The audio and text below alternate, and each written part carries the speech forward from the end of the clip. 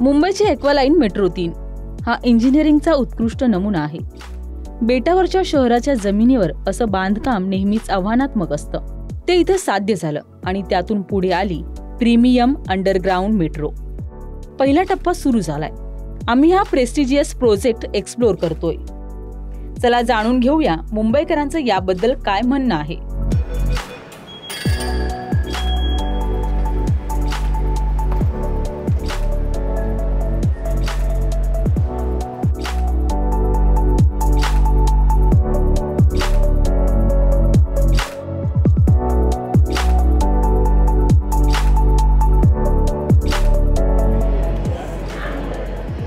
आपण आता ट्रेनमध्ये एंट्री करणार आहे। तुम्ही पाहतच आहात ट्रेन आता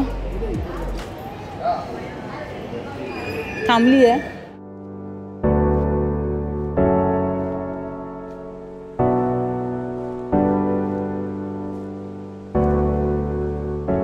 आपण आता इथेच लोकांना प्रश्न विचारणार आहोत की त्यांना मेट्रो सुरू झाल्यापासून त्यांचा प्रवास कसा होतोय।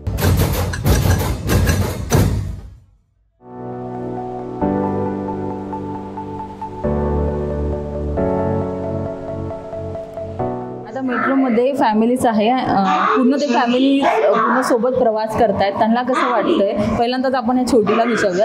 कसं वाटतंय तुला? चांगलं वाटतंय। प्रवास करून मस्त वाटतंय तुला? मजा येते। मजा येते। तू खास प्रवास करायला आली आहेस म्हणजे तू मेट्रो पाहायला आली आहेस खास? हां। तुला कसं वाटतंय? छान वाटतंय। पहिल्यांदा प्रवास करते? हां। तू पहिल्यांदा प्रवास करते? हां। तुमचं नाव? सचिन। तुम्ही पहिल्यांदा प्रवास करता? हा, मी सेकंड टाइम करतोय। पहिल्यांदा मी केलेलं एकटं, नंतर या फॅमिलीला घेऊन आलो आज। छान वाटते। हे पण खुश झाले छोटे पण। कसं वाटतं प्रवास करून अंडरग्राउंड मेट्रोमध्ये? हा, मस्त। पहिल्यांदा प्रवास करताय की याच्या आधी? हा, पहिल्यांदा। डेली लोकल ट्रेन प्रवास करता? नाही, बाय रोड। कसं वाटतं एकंदरीत प्रवास करताना तुला? काही सुख सुविधा? हो, म्हणजे कसं रोज आम्ही पहिले असं ट्रेनमध्ये प्रवास करतो, तो आता म्हणजे AC आहे सगळं आणि किती म्हणजे फास्ट आहे। एक किंवा 2 मिनिटात आम्ही इकडे तिकडे कसं फास्ट पोचतो आम्ही, तर खूप छान वाटतं। आणि लोकलच्या गर्दीपासून? हो, खूप म्हणजे छान आहे, कारण इकडे तरी गर्दी नाही आहे। लोकलमध्ये म्हणजे आत जायला पण असं जागा नाही होतं। हा प्रस्ताव कोणी सुरू केला माहिती नाही? कोणी मांडला होता हा प्रस्ताव मेट्रोचा प्रस्ताव? मला वाटतं मोदीजींनी।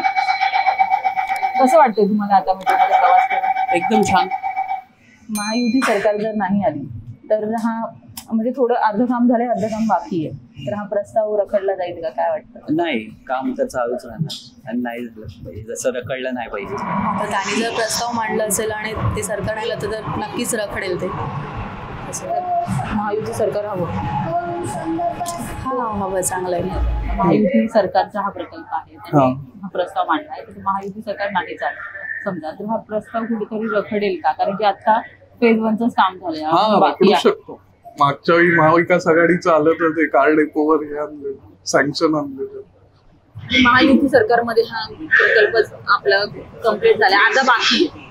तर आता दुसरी सरकार आली तर काय पुढे?